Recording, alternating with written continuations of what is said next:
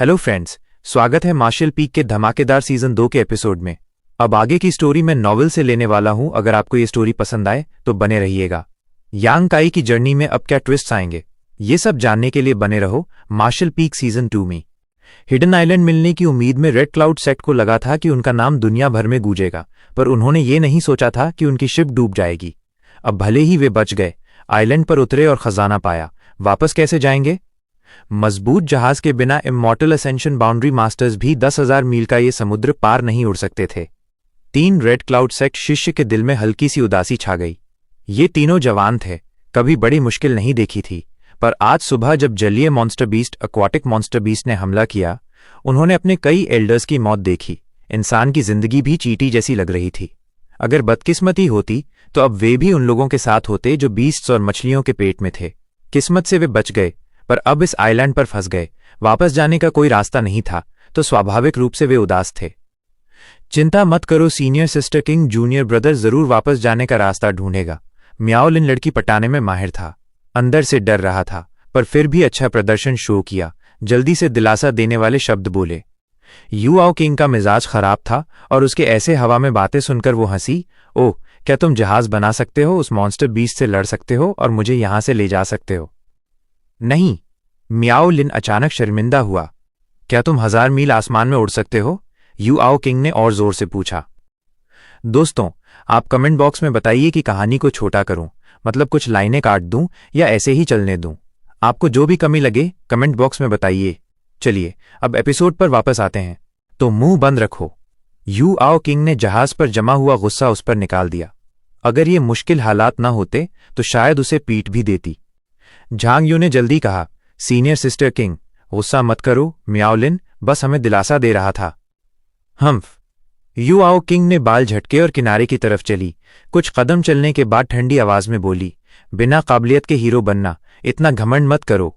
Jhang you जल्दी से उसके पीछे चली। म्याओ लिन ने दिलासा देने की कोशिश की थी, पर युआओ किंग ने उसे तनकीद, आलोचना से मार दिया।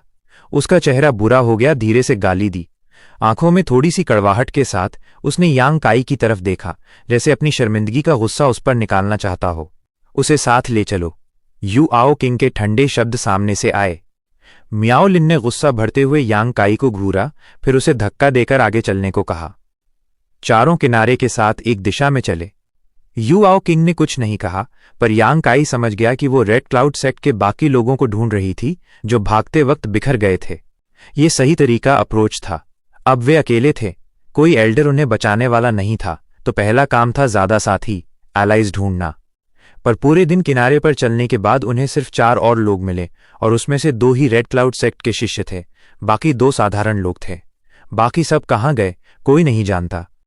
टीम अब 8 लोगों की हो गई, पर कुल ताकत ज्यादा नहीं बढ़ी, क्योंकि सिर्फ 5 रेड क्लाउड सेक्ट अभ्यासी कल्टिवेटर्स थे, सब युवा पीढ़ी, यंगर जनरेशन के। जो 2 रेड क्लाउड सेक्ट शिष्य मिले, एक लड़का था क्यूई युआन और एक लड़की लुओ छियान छियान। उनकी ताकत ज्यादा नहीं थी, शायद पीक क्यूई ट्रांसफॉर्मेशन और शुरुआती सेपरेशन एंड रियूनियन बाउंड्री के बीच। एल्डर्स न मिलने से युआओ किंग का चेहरा कड़वा हो गया। 5 रेड क्लाउड सेक्ट शिष्यों में उसकी ताकत सबसे ज्यादा थी, separation and reunion boundary Chhathi stage. बाकी सब उससे कमजोर थे। सेक्ट में उसका उच्च दर्जा, हाई स्टेटस था, लोग स्वाभाविक रूप से उससे लीड करने की उम्मीद कर रहे थे। ये बोझ उसे परेशान कर रहा था। रात को 3 साधारण लोगों को रेड क्लाउड सेक्ट शिष्यों ने लकड़ी जमा करने और किनारे पर अलाव, बॉनफायर जलाने का आदेश दिया। सब एक साथ बैठकर अगले कदम पर चर्चा करने लगे। कुछ ने एल्डर्स ढूंढने का सुझाव दिया, कुछ यहां रुककर मिलने का इंतजार करना चाहते थे। कोई एक राय नहीं बना सका। आखिर में युआओ किंग बोली, जब हम हिडन आइलैंड आए हैं तो ये मौका बर्बाद नहीं कर सकते। कल हम आइलैंड के अंदर तलाश एक्सप्लोर करने जाएंगे, उम्मीद है एल्डर्स मिल जाएंगे, और अगर नहीं मिले तो शायद यहां कोई मौका मिले जो हमें सेक्ट वापस ले जाए।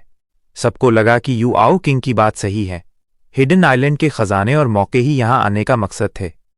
यांग काई ने चर्चा खत्म होने का इंतजार किया, फिर विनम्र आवाज में बोला, बड़े लोग, अगर आप आइलैंड के अंदर जा रहे हैं तो क्या हमें यहां छोड़ सकते हैं? हम बस किनारे के मछुआरे हैं, अगर खतरा हुआ तो हम मदद नहीं कर सकते, सिर्फ बोझ बनेंगे। दूसरे 2 साधारण लोगों के भी वही विचार थे, पर यांग काई जैसा बोलने की हिम्मत नहीं थी। वे चुपके से युआओ किंग की तरफ देख रहे थे। वे जानते थे कि फैसला उसके हाथ में था। झांग यू ने बात उठाई, फिर सिर हिलाकर बोली, ठीक है, तुम लोगों के साथ सफर करना वाकई मुश्किल होगा। सोचा था यू आओ किंग मान जाएगी, पर हैरानी से उसने सिर हिलाया, मुस्कुराई और बोली, तुम्हें रेड क्लाउड सेक्ट यहां लाया। अगर हम तुम्हें यहां छोड़ देंगे तो खतरा हो सकता है। बेहतर है तुम हमारे साथ चलो, जीने का मौका ज्यादा होगा।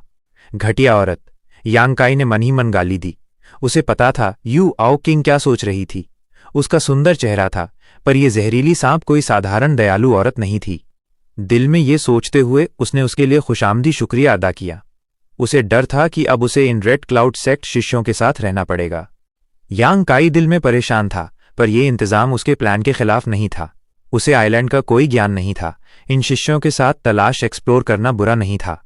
अगर कोई खतरा हुआ तो क्या वो भाग नहीं सकता था? रात पड़ने पर 5 रेड क्लाउड सेक्ट शिष्यों ने बारी बारी पहरा दिया। अगला दिन 8 लोगों की लाइन हिडन आइलैंड तलाश करने के लिए अंदर चली। आइलैंड में घुसने के बाद यू आओ किंग ने साधारण लोगों को साथ लाने का असली मकसद दिखाया। एक को आगे चलने का आदेश दिया जबकि बाकी सब पीछे थे। वो शख्स डर गया था, पर यू आओ किंग की धमकी के नीचे उसका कोई चारा नहीं था। सबको अब समझ आया कि यू आओ किंग ने साधारण लोगों को क्यों साथ लिया, माइनस उन्हें इस्तेमाल किए जा सकने वाले रास्ता ढूंढने वालों, डिस्पोजेबल पाथफाइंडर्स के रूप में इस्तेमाल करना। काफी देर तक आइलैंड के अंदर जाते हुए चारों तरफ बड़े बड़े पुराने पेड़ थे। हवा में हिलते खड़खड़ की आवाज से डर बढ़ रहा था। आगे चलने वाला साधारण शख्स डर से अकड़ गया, जमीन पर घुटने टेककर माफी मांगने लगा। रेड क्लाउड सेक्ट शिष्यों ने उसकी भीख को नजरअंदाज किया, धमकाकर आगे चलने को कहा। आखिर में उसने हिम्मत करके आगे कदम बढ़ाया। दोपहर के करीब अचानक एक लाइन में फलों के पेड़ दिखे। डालियों पर लाल ललचाने वाले फल लटक रहे थे। कोई नहीं जानता था ये कौन से फल थे, पर इनकी खुशबू दिलकश थी। सब थके हुए और भूखे थे। इतने फल देखकर स्वाभाविक रूप से नेचुरली भूख जगी, थूक निगलने लगे। लुओ छियान ने हाथ बढ़ाकर एक फल तोड़ा। जैसे ही उसने चखना टेस्ट चाहा, यू आओ किंग चिल्लाई, रुक। लुओ छियान रुक गई, हैरान होकर उसकी तरफ देखा। क्या हुआ? यू आओ किंग ने कुछ नहीं बताया, बल्कि फल लिया और 3 साधारण लोगों की तरफ देखा। उसकी नजर देख सब समझ गए उसका प्लान। फल के जहरीला होने का पता नहीं था, और इसका सबसे तेज तरीका था किसी से चखवाना। 2 साधारण लोग घबरा गए, और यांग काई ने भी अपने आप को छिपाने के लिए घबराहट का नाटक किया। यू आओ किंग की नजर यांग काई पर पड़ी। उसके पास जाकर फल उसके हाथ में थमा और आदेश दिया, खाओ। यांग काई ने अपना गुस्सा दबा लिया, फल को देखा, सूंघा। उसे लगा कि इसमें जहर नहीं था, पर प्रकृति की हजारों चीजों में से बिना चखे नहीं कहा जा सकता। खाओ, ये जहरीला नहीं है, ओल्ड डेमन ने अचानक कहा। ये छोटी सी औरत सच में अच्छी नहीं है। तुम्हें पता है ये फल क्या है? यांग काई ने जल्दी पूछा। अगर ओल्ड डेमन न बोलता तो यांग काई शायद अपनी पहचान दिखा देता और तमाशा कर देता, पर जब ओल्ड डेमन ने कहा कि जहर नहीं है तो उसने सोचा बस खा ले, वैसे भी भूखा था। शांत उसका चेहरा अभी भी हिचकिचा रहा था। फल को ऐसे देखा जैसे ये जहर हो। यू आओ किंग ने दोबारा आदेश दिया और यांग काई ने अनिच्छा से एक कौर खा लिया। एक नाजुक स्वाद, मीठा जैसे शहद, पके परसिमन जैसा पर थोड़ा चबाने वाला, चुवी। और खाओ, यू आओ किंग ने ठंडी आवाज में कहा। ओल्ड डेमन, अगर मैं इस औरत को मार सका तो उसकी रूह को काफी सजा देना, यांग काई ने निर्ममता से आदेश दिया। पुराना सेवक मानेगा। ओल्ड डेमन ने बुरी हंसी हंसी। यांग काई ने पूरा फल खा लिया। बाकी 7 लोग अभी भी नहीं हिले, सब उसकी प्रतिक्रिया, रिएक्शन देख रहे थे। आधे घंटे तक इंतजार के बाद जब देखा यांग काई ठीक है, यू आओ किंग ने राहत की सांस ली, हाथ हिलाकर बोली, सब खाओ, यहां थोड़ी देर आराम करेंगे, फिर चलेंगे। मियाओ लिन और क्यूई युआन जल्दी फल तोड़ने गए। 3 महिला शिष्य साइड में आराम कर रही थीं। कुछ सांस में मियाओ लिन और क्यूई युआन ढेर सारे फल लाए, 3 औरतों को आदब से दिए। मियाओ लिन ने तारीफ की, सीनियर सिस्टर किंग कितनी सोच समझ रखती हैं, अगर आप न होती तो शायद कुछ दिनों में हम जहर से मर जाते। झांग यू ने भी कहा, हाँ, मैंने सुना था सीनियर सिस्टर किंग की बुद्धि अति सुंदर है। आज के वाकये ने यह साबित कर दिया। इतने लोगों की तारीफ सुनियो आओ किंग के ठंडे चेहरे पर हल्की मुस्कुराहट आई।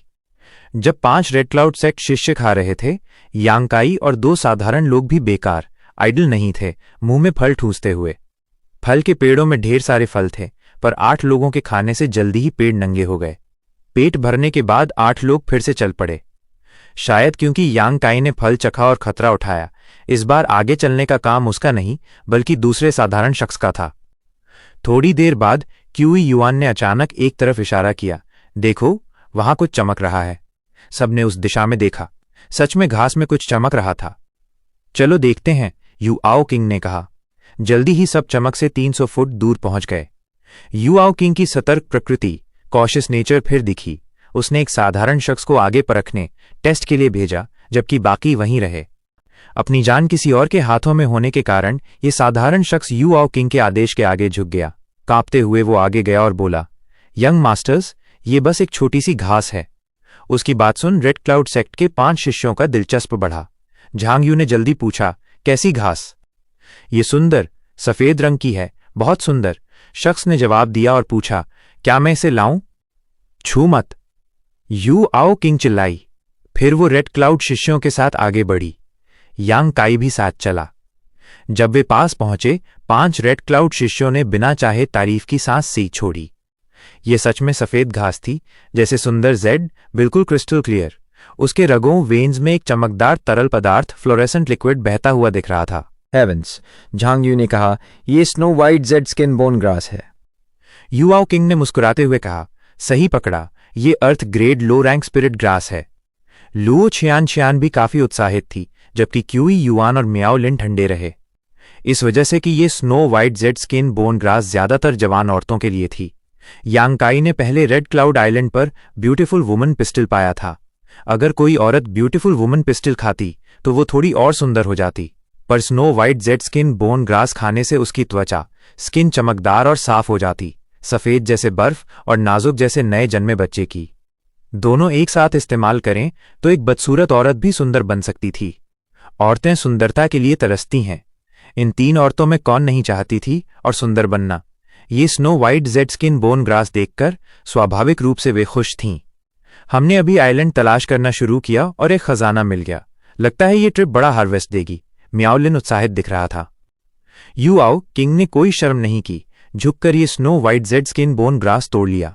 फिर एक जेड बॉक्स निकाला और उसे ध्यान से रखा। झांग यू और लुओ छियान दोनों हिचकिचाईं, पर आखिर में बस देखती रहीं। यू आओ किंग हंसी, जब हम सेक्ट वापस जाएंगे, मैं पिल हॉल के कीमियागरों एल्केमिस्ट से इससे दान पिल बनवाऊंगी, ताकि 2 जूनियर सिस्टर्स को भी इसका फायदा मिले। उसे पता था कि अब अपना सामान्य घमंड, यूजुअल एरोगेंस दिखाने का वक्त नहीं था, इसलिए उसने खुले दिल से उन्हें मनाया। सही में, झांग यू और लुओ छियान मुस्कुराए, शुक्रिया सीनियर सिस्टर किंग। जब पिल हॉल में परिष्कृत रिफाइन करने का वक्त आएगा, सीनियर सिस्टर किंग को खुद आगे आकर कुछ शब्द बोलने होंगे। एक earth grade low rank spirit grass मिलने से रेड क्लाउड शिष्यों के पहले के डर और बेचैनी दूर हो गई। दिल में बचा हुआ डर और बेचैनी धीरे धीरे खत्म हुई। उसकी जगह एक आरामदेह खुशी ने ले ली, जैसे वे यहां फंसे नहीं थे, बल्कि खजाना ढूंढने आए थे। हिडन आइलैंड इतने समय से अलग था, कौन जानता कितने खजाने छिपा रखे थे। 2 दिन की तलाश, एक्सप्लोरेशन में सबने काफी कुछ पाया। 10 से ज्यादा दुर्लभ जड़ी बूटियां, रेयर हर्ब्स, सब अर्थ ग्रेड मिड रैंक या उससे ऊपर, और 1-2 हेवन ग्रेड जड़ी बूटियां भी मिली। इस हार्वेस्ट से 5 रेड क्लाउड शिष्य और उत्साहित हो गए। इस दिन चलते चलते अचानक सामने एक हल्का कोहरा फॉग दिखाई दिया, जो उनका दृश्य व्यू कवर कर रहा था। कोहरा अजीब था और आगे चलने वाला साधारण शख्स हिचका, डर भरी आंखों से यू आओ किंग की तरफ देखा। आगे चलो, यू आओ किंग ने आदेश दिया। उसके ठंडे सुंदर चेहरे पर निर्मम भाव था। शख्स मजबूर था, उसे आगे जाना पड़ा। पर जैसे ही उसका शरीर कोहरे में गया, अचानक सिसकियां सुनाई दी। जल्दी ही एक दर्दनाक चीख आई और वो साधारण शख्स सीधा जमीन पर गिर गया, लगातार तड़पने लगा। सबके चेहरे सफेद पड़ गए, जल्दी पीछे हटे, डर से उस शख्स के बदलाव को देखा। जैसे उसे गरम तेल के कढ़ाई में डाल दिया हो। उसका शरीर जैसे पिघल रहा था, सफेद धुआं लगातार उससे निकल रहा था। उसका मांस हड्डियों से गिरकर जमीन पर लाल खून का तालाब बना रहा था। सिर्फ 5 सांस में ये जीता जागता इंसान अपना मांस और खून खो चुका था। एक सूखा हुआ कंकाल जमीन पर पड़ा था। हवा में एक अजनबी बदबू थी, उल्टी, वॉमिट। झांग यू और लुओ छियान सफेद पड़ गए, झुककर उल्टी करने लगे। मियाओ लिन और क्यूई युआन थोड़ी बेहतर हालत में थे, पर ज्यादा नहीं। यू आओ किंग की लंबी पलकें कांपी, उसका चेहरा एकदम सफेद हो गया। वो डर गई थी, पर कम से कम झांग यू और लुओ छियान जैसी हालत में नहीं थी। यांग काई के पास वाला साधारण शख्स कब का जमीन पर गिर चुका था। मौजूद लोगों में सिर्फ यांग काई शांत रहा, फिर भी उसके पैरों से ठंडी हवा उठी। अभी अगर यू आओ किंग ने उससे आगे भेजा होता तो उसका अंजाम भी यही होता। पर फिर अगर यू आओ किंग ने उससे आदेश दिया होता तो यांग काई खतरा नहीं उठाता। ये जहरीला कोहरा है। यू आओ किंग सख्त होकर ग्रुप को देखा, शांति दिखाने की कोशिश की पर कांप रही थी। सब पीछे हटो। ऐसा डरावना सीन देखकर सब जल्दी से वहां से निकलना चाहते थे और यू आओ किंग के साथ चल पड़े। कई मील पीछे हटने के बाद सबने राहत की सांस ली। अभी बचते हुए रेड क्लाउड शिष्यों ने यू आओ किंग की तरफ धन्यवाद भरी नजरों से देखा। अगर उसकी सावधानी न होती तो कोहरे में मारे गए शख्स का अंजाम उनका भी हो सकता था। पीछे मुड़कर सोचने पर उन्हें यू आओ किंग का साधारण लोगों को साथ लाने का फैसला बहुत पसंद आया। यांग काई को भी अब समझ आया कि उसे मौका ढूंढकर निकलना होगा, वरना अगले बार जब कोई अनजान खतरा आएगा यू आओ किंग उसे ही बलिदान के लिए आगे धकेल देगी। इन लोगों के साथ रहने से जल्दी या देरी से ये औरत उसे मार देगी। अब उसे बस एक मौके की जरूरत थी, कोई भटकाव, डिस्ट्रैक्शन जहां कोई उसका ध्यान न दे। ग्रुप आराम कर रहा था कि अचानक एक शोर सुनाई दिया। यांग काई ने बात उठाई। एक बुरा एहसास उसे घेर रहा था। यह क्या था? मियाओ लिन घबराकर पूछा। क्या आवाज? क्यूई युआन ने कान लगाकर पूछा। चुप, बात बंद करो और ध्यान से सुनो। यू आओ किंग ने भी शायद कुछ सुना था। सबने सांस रोकी। एक भिनभिनाने वाली आवाज बजिंग चारों तरफ से आई। ये मक्खियों की आवाज जैसी थी, पर इतनी तेज कि कोई झुंड ऐसी नहीं बना सकता। भिनभिनाहट तेजी से पास आ रही थी और साथ ही जमीन के नीचे से एक गड़गड़ाहट की आवाज। कई दरारें जल्दी बन गईं, जैसे जमीन के नीचे कोई तेजी से उनकी तरफ सुरंग टनल बना रहा हो। भागो! यू आओ किंग का चेहरा उतर गया। उल्टी दिशा में दौड़ते हुए चिल्लाई। बाकी रेड क्लाउड शिष्य उसके पीछे दौड़े और यांग काई मौका ढूंढ रहा था, पर खुद को जल्दी जाहिर एक्सपोज नहीं करना चाहता था। उसे अभी के दुश्मन का पता नहीं था, तो स्वाभाविक रूप से वो रेड क्लाउड शिष्यों को उनका परख करने के लिए इस्तेमाल करता। यू आओ किंग के आदेश के बाद ग्रुप तेजी से भागा, पूरी ताकत से। पर कुछ ही कदम चले थे कि पीछे से एक चीख आई। सबने पीछे देखा। जो देखा उसने उनकी रूह निकाल दी। आखिरी साधारण शख्स को कटोरे, बोल के साइज के अजीब काले कीड़ों ने घेर लिया था। वो डर से चिल्लाया, कपड़े फट गए, मांस टुकड़ों में। एक सांस में वो जमीन पर गिर गया। सबकी आंखों पर यकीन नहीं हुआ। ये कीड़े क्या थे? कोई नहीं जानता था, पर उनका अनजान डर और निर्मम स्वभाव ने सबको घबरा दिया। इन कीड़ों का खौफ देख 5 रेड क्लाउड शिष्य और तेजी से दौड़े। किसी ने यांग काई का ध्यान नहीं दिया। जब अपना बचना मुश्किल था, किसे उसकी परवाह थी? थोड़ी दूर दौड़ने के बाद यू आओ किंग अचानक रुकी। पीछे से आने वाले ने जल्दी पूछा, क्या हुआ? सामने भी हैं, हम घिर लिए गए। यू आओ किंग सफेद पड़ गई। सबने सामने ध्यान दिया और सच में सामने से भिनभिनाने बजिंग वाली आवाज आई और बेहिसाब काले कीड़े उनकी तरफ उड़ रहे थे। लड़ो! यू आओ किंग ने तेजी से फैसला किया। रेड क्लाउड सेक्ट शिष्यों ने जल्दी अपने हथियार निकाले, झुंड में घुसकर लड़ने लगे। इन कीड़ों की तादाद बहुत थी, पर उनका स्तर लेवल शायद काफी कम था। 5 शिष्यों ने एक दूसरे का साथ दिया और थोड़ी देर झुंड में घुसकर काफी कीड़े काट दिए। उम्मीद देख, उन्होंने और जोश से लड़ा। यांग काई उनके पीछे चिपका रहा। शायद रेड क्लाउड शिष्यों के हमले ने झुंड का ध्यान खींच लिया। वो बिल्कुल सुरक्षित था। कीड़े उससे खतरा नहीं समझते थे। ओल्ड डेमन, ये क्या चीज है? यांग काई ने साइड से देखते हुए पूछा। पुराने सेवक को नहीं पता? तुझे कुछ नहीं पता? यांग काई हैरान, अवक था। ओल्ड डेमन मजबूरन बोला, माफ करना यंग मास्टर, ये बूढ़ा इतना लंबा जिया पर अभी भी अनजान है। ये बूढ़ा जीवन मरण के वक्त भी इतना बकवास करता है। तभी यांग काई ने देखा क्यूई युआन ने उसका कॉलर पकड़ा, उसे बाहर फेंकने की कोशिश की। एक तरफ से ज्यादा कीड़े आ रहे थे। उनका सामना न कर पाकर वो यांग काई को ढाल, शील्ड के रूप में इस्तेमाल करना चाहता था। यांग काई का चेहरा गुस्से से भर गया। अब छिप नहीं सकता था। उसका हाथ ऊपर गया। क्यूई युआन का हाथ पकड़ा, एक जोर का वार किया। हमले से चौंककर क्यूई युआन जमीन पर गिरा। मौका पाकर यांग काई ने कमर घुमाई और उसे कीड़ों के झुंड में फेंक दिया। क्यूई युआन हैरान दिख रहा था। उसे समझ नहीं आया कैसे वो फेंका गया। अगले पल उसका शरीर कीड़ों से घिर गया। एक चुभती चीख निकली। QE yuan! झांग यू ने डर से चिल्लाया। तुरंत यांग काई की तरफ ठंडी नजर से देखा। यांग काई ने ठंडी हंसी दी। अचानक युआन क्यूई छोड़ दिया। उसके शरीर से एक चमकता ऑरा निकला, जैसे वो एक जलती हुई आग का गोला हो। बाकी 4 रेड क्लाउड शिष्य इस तेजी से बदलाव से चकित, अवक रह गए। उन्हें उम्मीद नहीं थी कि जो साधारण शख्स को उन्होंने कई दिन से आदेश दिया था, उसमें ऐसा बदलाव होगा। हैरान रेड क्लाउड शिष्यों को नजरअंदाज कर यांग काई उस तरफ दौड़ा जहां उसने क्यूई युआन फेंका था, अपने लिए रास्ता साफ करने। कीड़े जल्दी उससे घिर लिए, पर उनके छोटे पंख पर यांग काई के सत्य यांग युआन क्यूई ट्रू यांग युआन क्यूई से झुलस गए। पंख के बिना वे मोटे डंपलिंग्स की तरह गिर गए और यांग काई के शरीर को छू नहीं सके। 4 रेड क्लाउड शिष्यों ने यांग काई को आग जैसे युआन क्यूई में लिपटा देखा, एक रास्ता बनाते हुए भागता हुआ। मियाओ लिन का जवाब गिर गया, बोलने के लिए सदमे शौक में था। ध्यान मत भटकाओ, लड़ते रहो, यू आओ किंग ने कहा, यांग काई की पीठ को गुस्से से घूरती हुई। दांत इतनी जोर से भींच लिए कि टूटने के कगार पर थे। वो लड़का साधारण इंसान नहीं था, वो एक अभ्यासी कल्टीवेटर था जो अपनी ताकत छिपा रहा था। इसी के साथ ये एपिसोड यही खत्म होता है। अगर आपको एपिसोड पसंद आए तो वीडियो को लाइक और चैनल को सब्सक्राइब कीजिए। तो फ्रेंड्स, मिलते हैं नेक्स्ट एपिसोड में।